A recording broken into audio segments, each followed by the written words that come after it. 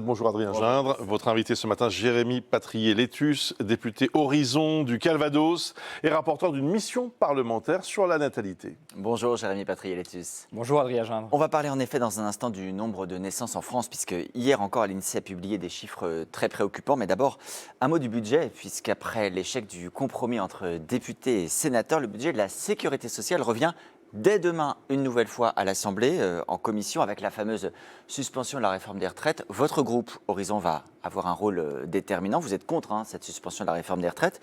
Qu'est-ce que vous prévoyez de voter sur ce texte? Ce sera un vote pour, contre, une abstention? Je vais répondre à votre question, c'est mieux, mais si vous me permettez, je voudrais quand même dire que la manière dont le débat est posé fragilise quand même notre démocratie. Si je résume pour les Français, il nous faudrait, pour garantir la stabilité politique, éviter la dissolution, éviter la censure, renoncer à nos convictions. Au fond, renier ce à quoi nous croyons pour garder notre place et permettre cette stabilité politique. Ça veut dire que les convictions sont plus importantes que la stabilité pour vous? Je voudrais quand même vous dire que renoncer à ce en quoi nous croyons n'est pas acceptable et que la démocratie, ce n'est pas le chantage et ce n'est pas la menace. Le compromis, nous y sommes prêts. Avec les députés Horizon, nous l'avons toujours montré. D'ailleurs, le président de la Commission des affaires sociales est un député Horizon. Et nous avons montré que le compromis... Et il a dit clairement, c'est un budget que l'on ne vote pas en l'état. Il a été très clair. Parce que nous considérons aujourd'hui que nous ne pouvons pas nous renier. Que diraient les Français, alors que nous avons toujours dit avec Édouard Philippe qu'il nous fallait dans le pays travailler plus longtemps pour sauver notre système de retraite si aujourd'hui nous disions le contraire? Que penseraient... Donc vous confirmez l'idée qu'en l'état, c'est un budget que vous ne pouvez pas voter? Je confirme que nous opposerons à la réforme des retraites parce que celles et ceux qui nous écoutent, que diraient-ils si nous parlions maintenant, si nous pensions comme des socialistes? Je crois que les Français ne respecteraient pas beaucoup. Ça annonce quand même potentiellement un échec du budget et du gouvernement si vous restez sur cette Je redis que le compromis, nous y sommes prêts. Mais pas n'importe quelle condition. Mais la cohérence, dans ce moment de confusion, elle est essentielle. Et les Français ne respectent pas beaucoup celles et ceux qui changent de cap dans la tempête. Si vous me le permettez, cette formule... Nous allons garder le cap et continuer de fixer l'horizon. Ça me semble important aussi dans ce moment de confusion. On suivra en effet ces prochaines heures avec beaucoup de soin. Dans les dépenses, puisqu'il va falloir trouver de l'argent, on a vu hier cette nouvelle annonce du chef de l'État, le service national, qui va occasionner des frais pour le financer. On a également, ce matin, on en parlait tout à l'heure, la volonté de certains établissements culturels, comme le Louvre, de faire payer davantage leurs visiteurs. Vous vous dites, il va falloir faire un effort pour notre patrimoine, pour sauver nos biens culturels. Mais est-ce que c'est à l'État de le faire dans cette période? Est-ce que ce n'est pas plutôt justement aux visiteurs étrangers, aux mécénats, au budget publicitaire de financer tout cela? Mais vous avez raison. Est-ce que l'argent public va pouvoir sauver tout notre patrimoine? 45 000 monuments historiques, je ne vais pas être trop long, et l'État est propriétaire de 1600 monuments. Moi, je dis dans mon rapport, il faudra 2,5 milliards pour sauver le patrimoine dont est propriétaire l'État. 1600 sur 45 000. Et vous avez parfaitement raison, les fonds publics ne suffiront pas. Le président de la République a fait du patrimoine une priorité. Nous avons mis beaucoup d'argent dans le patrimoine depuis 2017, mais les fonds publics ne suffiront pas. Il y a des sujets, des ressources qu'on peut mettre sur la table. Par exemple, on citait le Louvre, Versailles, la Sainte-Chapelle, ils ont raison de dire on va faire payer plus les visiteurs étrangers. C'est une option que la ministre de la Culture a proposée. On peut se poser la question de la taxe de séjour. Aujourd'hui, un touriste sur deux vient de notre pays pour la richesse de notre patrimoine et de notre culture. Peut-être qu'une partie de la taxe de séjour pourrait financer le patrimoine.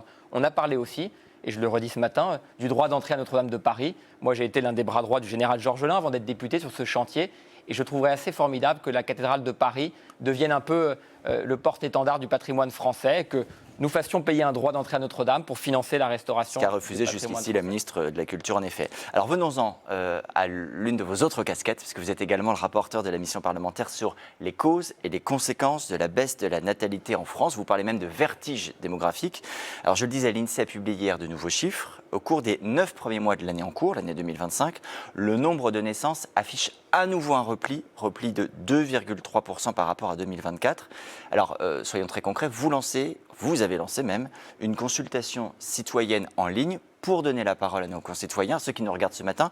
Comment est-ce qu'on peut participer et qu'est-ce que vous allez faire de ces réponses? Oui, on a lancé une consultation citoyenne parce qu'on considère que la natalité, c'est un défi majeur. Édouard Philippe l'a toujours dit, dès 2021, nous en parlions, quand personne ne mettait ce sujet sur la table, tout le monde regardait à côté. Mais je vais être très clair quand même, parce qu'il y a beaucoup de confusion. L'idée n'est pas de dire aux Français qui nous écoutent qu'ils doivent faire des enfants et le nombre d'enfants qu'ils doivent faire. La liberté, elle est essentielle. Mais il y a un chiffre dont personne ne parle. C'est qu'aujourd'hui, il y a un décalage entre le désir d'enfant des Français.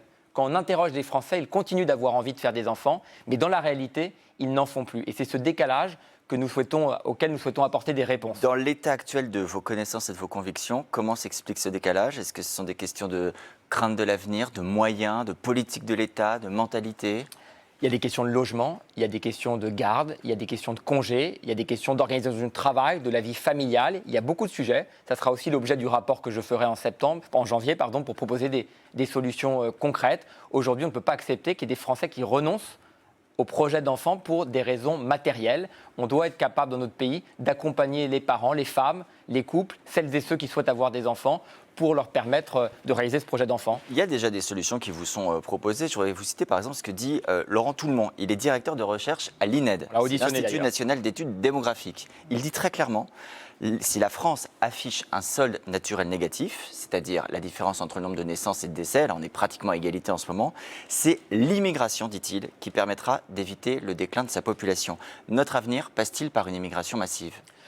Nous, on va d'abord essayer de permettre aux Français qui souhaitent avoir des enfants d'en avoir. On va essayer d'accompagner, c'est l'objet de cette mission. Mais effectivement, selon les chiffres de Laurent Toulmont que nous avons auditionnés, si la natalité continue d'être ainsi dans notre pays, si l'indice de fécondité continue ainsi, il faudra, selon ces chiffres, je crois, entre 600 000, 700 000 immigrés par an d'ici 2050. Donc c'est un vrai sujet. La natalité, elle percute notre système économique, social, éducatif. Mais je le dis, ce n'est pas pour cette raison. Nous ne prenons pas le sujet d'un point de vue économique, macroéconomique pour sauver notre système social de retraite. C'est vraiment un enjeu pour les Français, permettre qu'ils aient des enfants quand ils souhaitent en avoir et leur permettre de réaliser ce projet de vie qui est quand même essentiel. Dans le bloc central, votre, je ne sais pas si vous dire partenaire, votre voisin de Renaissance, Gabriel Attal, a engagé une réflexion sur une GPA dite éthique, à la fois pour des questions d'égalité des droits, mais aussi pour un enjeu de natalité, dit son entourage. On pourrait faire une GPA éthique pour un enjeu de natalité ? Écoutez, aujourd'hui, personne ne considère que la GPA, et c'est ce qui explique la faible natalité du pays, aujourd'hui les PMA représentent 4% des naissances. Donc je ne crois pas aujourd'hui que ce soit le frein principal ou l'enjeu principal si l'on veut permettre aux Français d'avoir les enfants qu'ils souhaitent. Je pense qu'il faut plutôt parler de logement, de mode de garde, d'accompagnement financier. Il y a beaucoup d'enjeux et je crois qu'il faut être aussi à la hauteur de ce défi pour le pays. Et le congé de naissance, ça c'est une solution ? L'allonger, le renforcer ? Les congés, c'est une solution. Vous avez raison, Bruce Toussaint, mais il n'y a pas que le congé de naissance, congé maternité, congé paternité, congé parental, congé de naissance. La vérité, c'est que les Français n'y comprennent pas grand-chose dans la diversité de ces congés et qu'il faudra, le moment venu, essayer de proposer une réforme d'ensemble de ces congés. Merci beaucoup, merci Adrien Gin.